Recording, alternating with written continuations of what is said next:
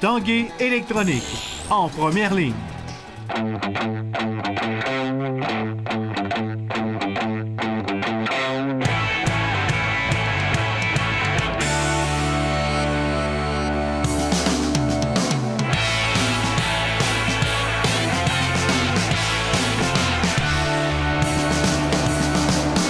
À tous, un bon début de semaine. Bienvenue à l'Esprit sportif. Dans notre émission, aujourd'hui, on reviendra sur le match des anciens Capitales contre les 4 Chevaliers. Ça avait lieu vendredi au stade municipal. Également, un retour sur le Grand Fondo Garneau-Québécois hier.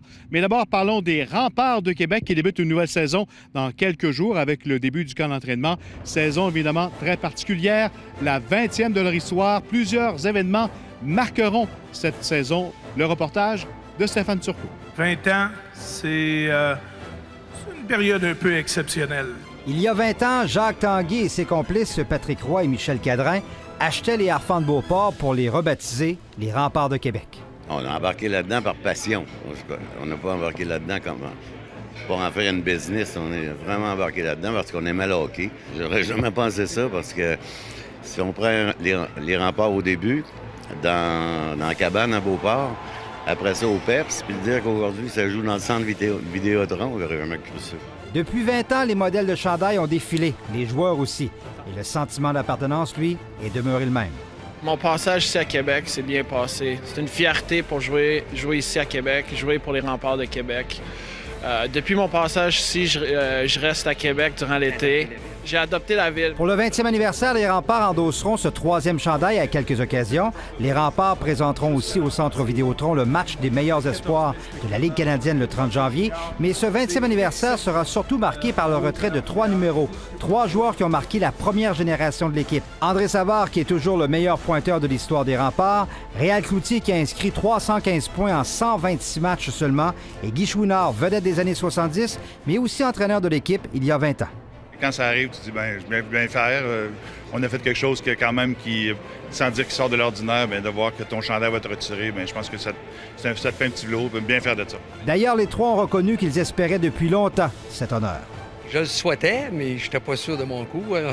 On le sait jamais. Puis là, c'est arrivé, puis je suis très heureux de ça, très ému. Puis en tant que Québécois, pur laine, comme on dit, je pense que c'est un très grand privilège, très grand honneur pour moi. Je suis jamais caché et puis oui, je le souhaitais parce que moi, c'est la première saison des Remparts. C'est le début.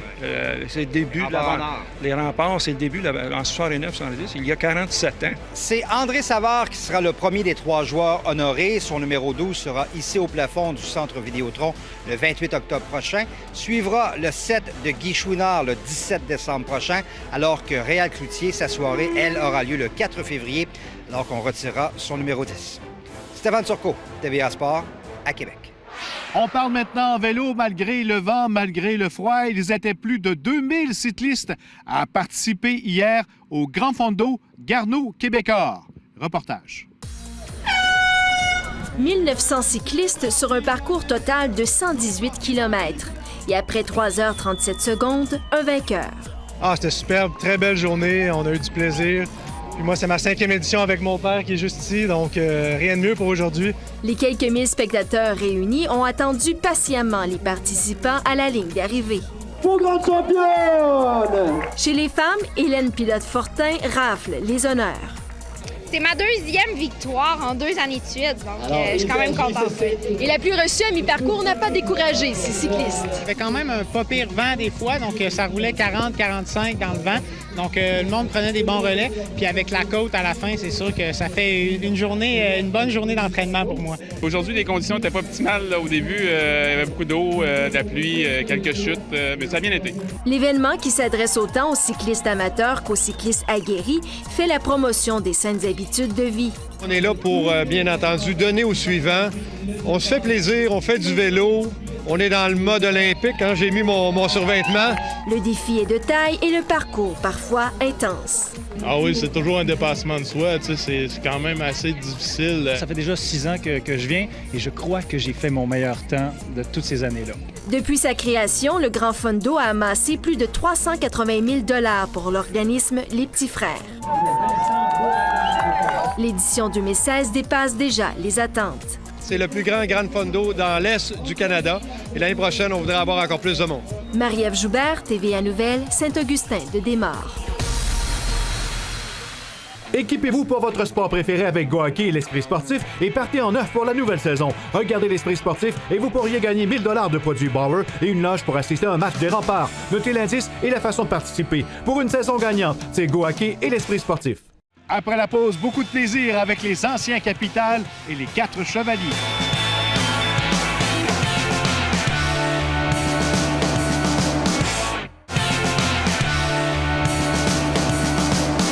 C'est le cas de le dire, il y avait beaucoup de fun dans le stade vendredi soir alors que les anciens Capitals recevaient la visite des 4 Chevaliers. Toute une soirée, l'Esprit sportif était sur place.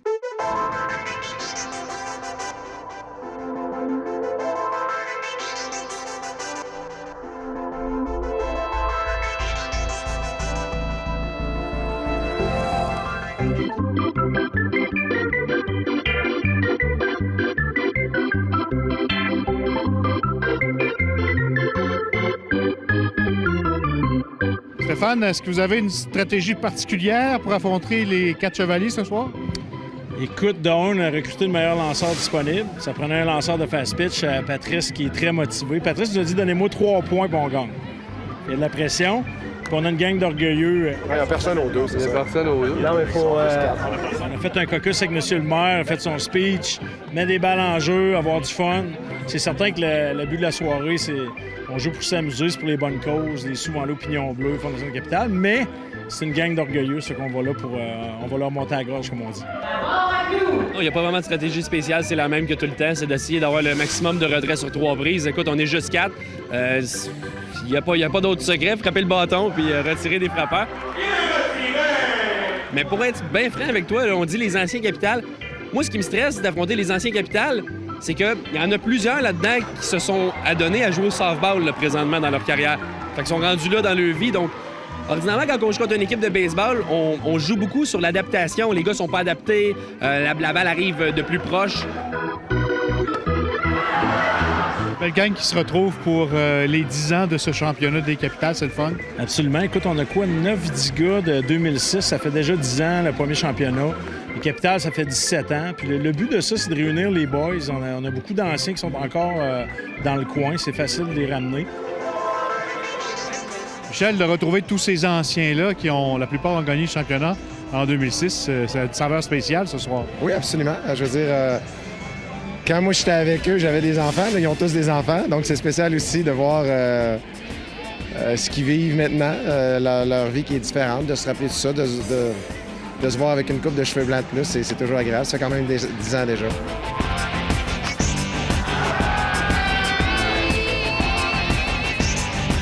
Vous avez été sélectionné comme premier frappeur. Ouais, comment on se sent? Je trouve ça un petit peu chiant de la part des gars, mais en tout cas, ça m'énerve un peu, je t'avoue. Ça m'énerve. Je suis allé me pratiquer hier, on montait la machine jusqu'à 60 000 à l'heure.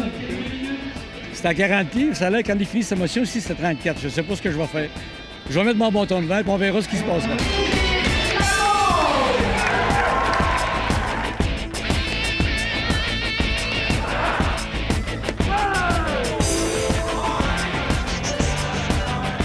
Oui, ça n'a pas été trop douloureux. Oui, mais la balle retenue, j'ai quasiment perdu mes culottes. Beaucoup de pratique.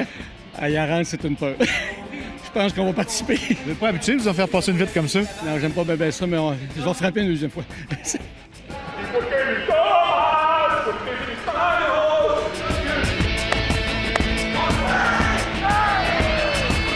Pas facile, hein, d'affronter les 4 Chevaliers? Non, c'est le fun. Il a une bonne vitesse, là. C'est la seule chose que lui a la chance de jumper. Il est arrivé à peu près 2 pieds avant la plate, c'est qu'on ne la voit pas aller la balle. Après ça, il y a un changement de vitesse. C'est le fun d'affronter des gars comme ça. Tu as eu l'occasion d'aller au bâton, ça n'a pas été long? Ouais, 5 lancés. 5 lancés, c'est quand même mieux que 3, non, mais c'est la première fois qu'on affronte ça, puis honnêtement, c'est quelque chose. Je me demande qui a inventé ce sport-là, parce que c'est dur à frapper pas mal.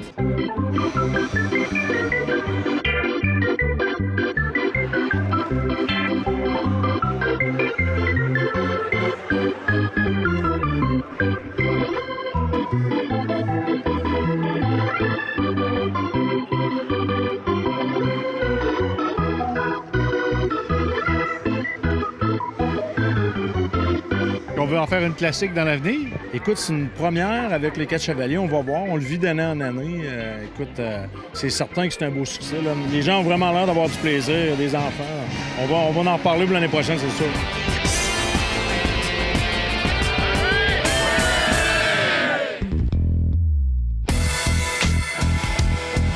La 5e édition du Bootcamp a été couronnée d'un grand succès autant sur la glace que dans les gradins. C'est l'équipe All-State qui remporte l'événement de 3 jours qui était disputé au complexe sportif de l'Ancienne Lorette.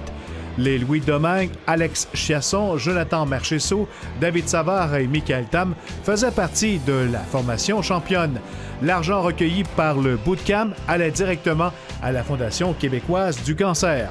Plusieurs jeunes amateurs auront profité de ces 3 jours pour voir de très près leurs idoles de la Ligue nationale. C'est un bel événement, ça permet de voir des joueurs de la Ligue nationale. Ça m'impressionne beaucoup les joueurs, d'avoir des joueurs de la LNH. Moi, c'est pas mal la vitesse des joueurs puis leur passe. L'attaquant québécois Antoine Vermette a paraphé une entente de 2 ans avec les Ducks d'Anaheim lundi. Le pacte lui vaudrait 1,7 million de dollars en moyenne.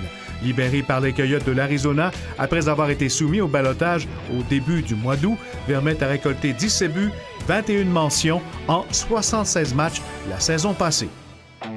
Équipez-vous pour votre sport préféré avec Go Hockey et l'Esprit sportif et partez en neuf pour la nouvelle saison.